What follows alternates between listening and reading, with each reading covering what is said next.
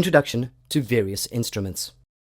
Measuring instruments are the tools that we use to measure something. We are going to look at the measuring instruments for length. Recall that length is how long an object is. It is measured in millimeters, centimeters, meters, and kilometers. These are called the units of measurement for length. Millimeters are the smallest units for length. Kilometers are the biggest units for length. The symbol for millimeters is mm. The symbol for centimeters is cm. The symbol for meters is m. The symbol for kilometers is km.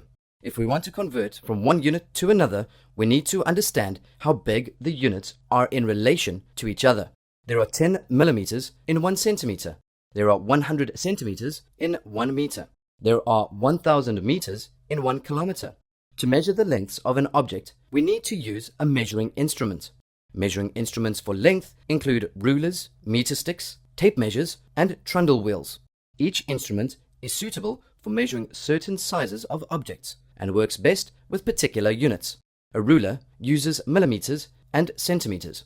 Some rulers are 30 centimeters long and others are 15 centimeters long. A ruler is preferably used to measure smaller lengths from 1 millimeter up to 30 centimeters. A meter stick uses millimeters, centimeters, and meters. It is up to 1 meter.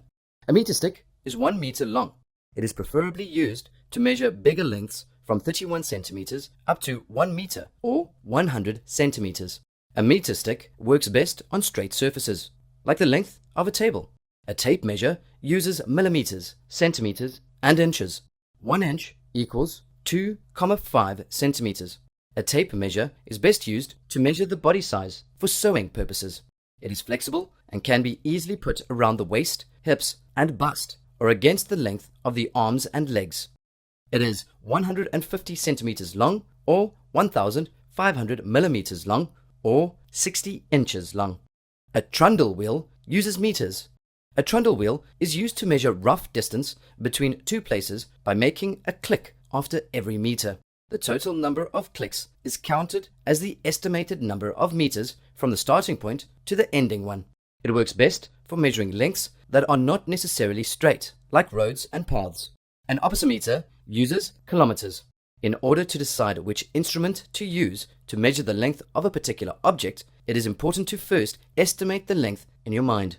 If the length is less than 30 centimeters, it makes sense to use a ruler.